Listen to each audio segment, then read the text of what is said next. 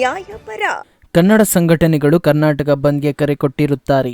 ತುಮಕೂರು ಜಿಲ್ಲಾ ಸಂಘಟನೆ ಕನ್ನಡ ಮತ್ತು ದಲಿತ ಸಂಘಟನೆಗಳು ಬಂದ್ನ ಬೆಂಬಲಿಸಿರುವುದಿಲ್ಲ. ಸಾರ್ವಜನಿಕರು, ವಿದ್ಯಾರ್ಥಿಗಳು ಯಾವುದೇ ರೀತಿ ಆತಂಕಕ್ಕೆ ಒಳಪಡುವ ಅವಶ್ಯಕತೆ ಇಲ್ಲ.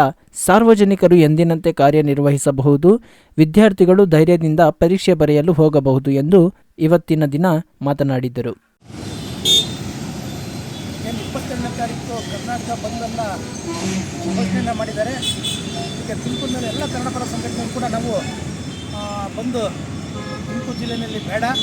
ಏಕೆಂದರೆ ವಿದ್ಯಾರ್ಥಿಗಳು ಈಗಾಗಲೇ ಒಂದು ವರ್ಷದಿಂದ ವಿದ್ಯಾಭ್ಯಾಸವನ್ನು ಮಾಡಿ ಅವರೆಲ್ಲ ಪಾಪ ಪರೀಕ್ಷೆಯನ್ನು ಬರೆಯೋದಕ್ಕೆ ಸಿದ್ಧರಾಗಿದ್ದಾರೆ.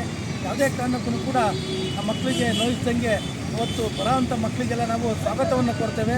ಒಳ್ಳೆಯದಾಗಲಿ, ಅವರಿಗೆಲ್ಲ ಒಂದೊಂದು ರೋಸರ ಕೊಟ್ಟು ನಾವು ಅವರ ಆ ಒಂದು ಕೊಠಡಿಗೆ ಬಿಡ್ತೇವೆ ಸುರಕ್ಷಿತವಾಗಿ.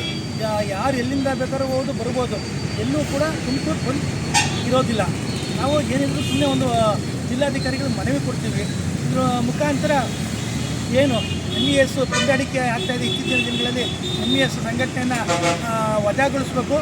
MES ಕರಾಳ ದಿನ ಆಚರಣೆ ಮಾಡ್ತಾರೆ, ಅವನ್ನೆಲ್ಲ ನಿಲ್ಲಿಸಬೇಕು. MES ಅವರು ಯಾವುದೇ ಒಂದು ಆ ಭಾಗದಲ್ಲಿ ಚುನಾವಣೆ ನಿಂತ್ಕೊಂಡ್ರೆ ಅವರಿಗೆ ಕನ್ನಡಿಗರು ತಕ್ಕ ಪಾಠವನ್ನು ಕಲಿಸಬೇಕು.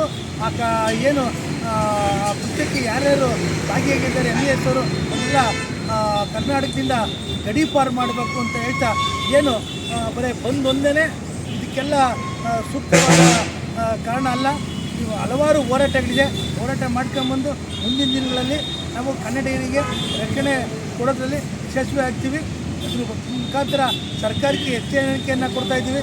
ಮುಂದಿನ ದಿನಗಳಲ್ಲಿ ಏನನ್ನ ಮರಾಠಿಗಾರರ ಮತಗಳು ಬೇಕು ಅಂತೇಳಿ ಅವನ್ನೇನೋ ಓಲೈಸಕ್ಕೆ ಹೊರಟ್ರೆ ಯಾವುದೇ ಸರ್ಕಾರ ಆದರೂ ಕೂಡ ಅವರಿಗೆ ಕನ್ನಡಿಗರು ತಕ್ಕ ಪಾಠ ಕಲಿಸ್ಬೇಕಾಗ್ತದೆ ಅಂತ ಈ ಮುಖಾಂತರ ಹೇಳ್ತೀನಿ. ಮಾತಾಡಿದ